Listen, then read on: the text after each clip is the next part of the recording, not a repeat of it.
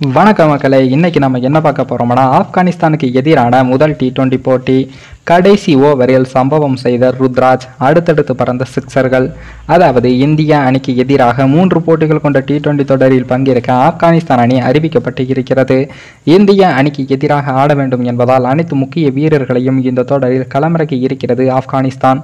ஆப்கானிஸ்தான் அணியின் முதன்மை பலமே ஸ்பின்னர்கள் தான். அந்த வகையில் ஆப்கானிஸ்தான் அணியின் முக்கியமான ஸ்பின்னர்களான முஜிபுர் ரஹ்மான் மற்றும் முகமது நபி ஆகியோர் அணியில் இடம்பெற்று உள்ளார்கள்.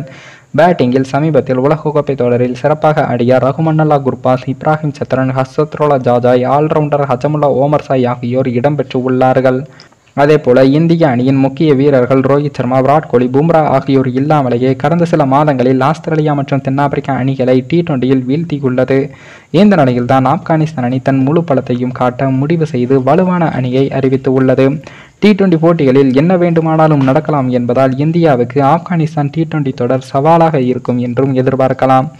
இந்த நிலையில் தான் தற்போது ஆப்கானிஸ்தானுக்கு எதிராக T20 தொடரை முன்னிட்டு அதற்கான வார்ம் அப் மேட்ச் ஒன்றில் விளையாடியது நமது இந்திய அணி. அப்படி நடைபெற்ற முதல் வார்ம் அப் போட்டியில் முதலில் பேட்டிங் செய்த நமது இந்திய அணியில் ருத்ராஜ் கைவாட், சூரியகுமார் யாதவ், ரிங்கு சிங் என்று இந்த மூவரின் சிறப்பான ஆட்டத்தால் இந்திய அணி 20 ஓவர்களின் முடிவில் 192 ரன்களையும் எடுத்தது.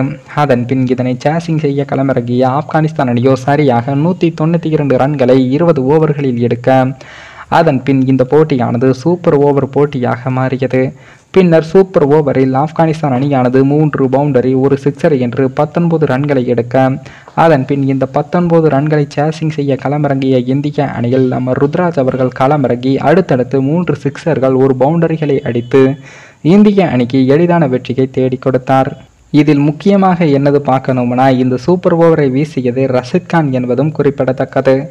மேலும் இந்த வீடியோ ஏதோ ஒரு விதத்தில் உங்களுக்கு பிடித்திருக்கும் என்று நினைக்கிறேன்.